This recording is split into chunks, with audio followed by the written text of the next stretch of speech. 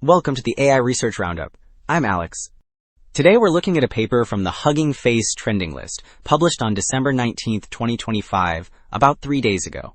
This paper shows that if you regularize and compress representation encoder features into a compact 96-channel, 16 by 16 latent and add pixel-level reconstruction, you can get state-of-the-art reconstruction and stronger text-to-image generation and editing. The paper is titled, Both Semantics and Reconstruction Matter, Making Representation Encoders Ready for Text-to-Image Generation and Editing. Alright, and the implications for unifying visual understanding with generation are pretty significant.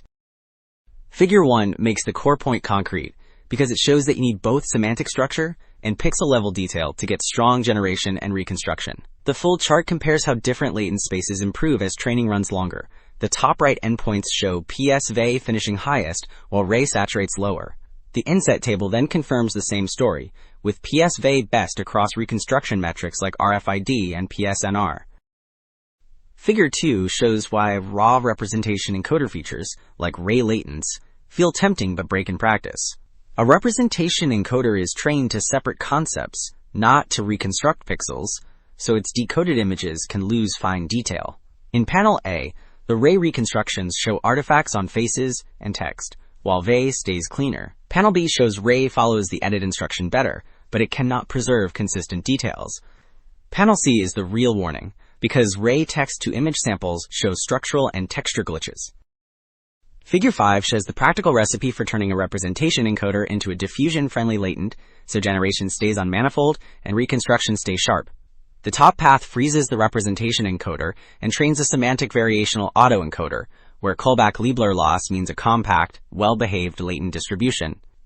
The pixel decoder then learns reconstruction from a detached latent, so it cannot warp semantics. After convergence, gradients flow back through the encoder to recover fine texture without breaking structure. Table 1 shows that the choice of diffusion design can make or break text-to-image quality, even when the latent is fixed. The full table lays out general eval scores alongside parameter counts, so it highlights accuracy versus size. LlamaFusion scores about 0.52, which suggests the frozen language branch is a bottleneck. Bagel and Transfusion land around 0.76, and a wide DDT head nearly matches the best score with fewer parameters than Bagel. Table 2 shows that the pixel semantic latent delivers the best overall balance because it improves reconstruction while also lifting text-to-image and editing scores. The full table compares methods across reconstruction metrics like RFID and PSNR, and also general eval, DPG bench, and editing reward. In the lower rows, PS-VAE 96 channels has the strongest reconstruction among Stride 16 options. PS-VAE 32 channels peaks on DPG bench and editing reward, which suggests smaller latents can still edit well. Okay, 2 takeaways stand out. Representation encoder features are not automatically good diffusion latents, because they drift off manifold and they do not reconstruct pixels cleanly, so structure and texture suffer.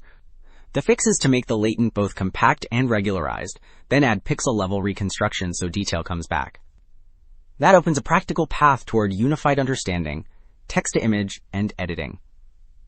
That is it for this episode of the AI Research Roundup. I am Alex. Thanks for listening.